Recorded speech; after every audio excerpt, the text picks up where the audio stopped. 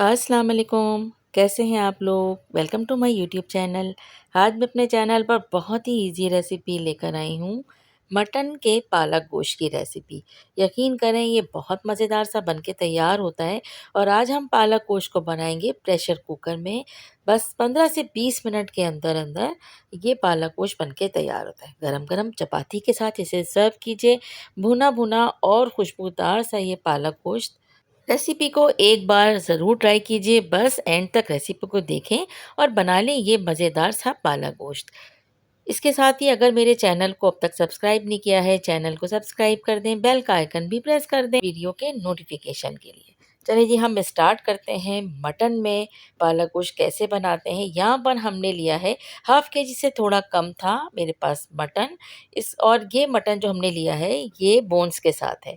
अब यहाँ पर हम हाफ़ कप से थोड़ा सा ज़्यादा ऑयल लेंगे और मटन को हम कर लेंगे अच्छी तरह से फ्राई। 15 से 20 मिनट के अंदर अंदर ये डिश बनके तैयार हो जाती है। पालक को काटें और अच्छी तरीके से धोकर इसमें से तमाम मिट्टी और सब कुछ छान के इसको छन्नी में धोइएगा अच्छे से। और इसके बाद फिर आप उसको तैयार करके रख लें। यहाँ पर हम पालक गोश्त बनाने के लिए सबसे पहले गोश्त को हम खूब अच्छी तरह से फ्राई करते हैं, क्योंकि पालक के साथ गोश्त को फ्राई करना थोड़ा सा मुश्किल हो जाता है। गोश्त का कलर चेंज होने तक हम इसे बहुत अच्छे से फ्राई करेंगे, यानी इसका कच्चापन ख़त्म कर देंगे। यहाँ पर हम इस गोश्त को बिल्कुल उस तरह से ही भूनेंगे जैसे तैयार होने के बाद भूनते हैं। अब यहाँ पे जाएगा लहसुन अदरक का पेस्ट। लहसुन अदरक का पेस्ट हम 1 टेबल स्पून भर के इसमें ऐड करेंगे।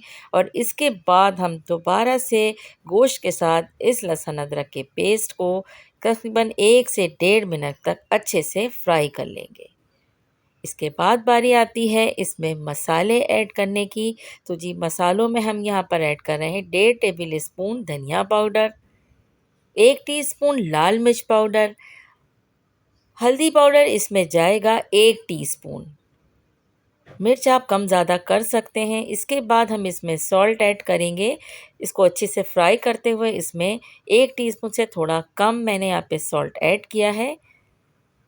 और इसके अलावा इसमें 1 बड़े साइज़ के टमाटर को रफली चॉप करके यानी 4 टुकड़ों में से इसमें कट करके इसमें ऐड कर लिया। थोड़ी देर हम इसे बहुत धीमी आंच पे फ्राई करेंगे। इसके बाद जो पालक हमने धो के साफ़ करके रखा था वो भी हम इसमें ऐड कर देंगे।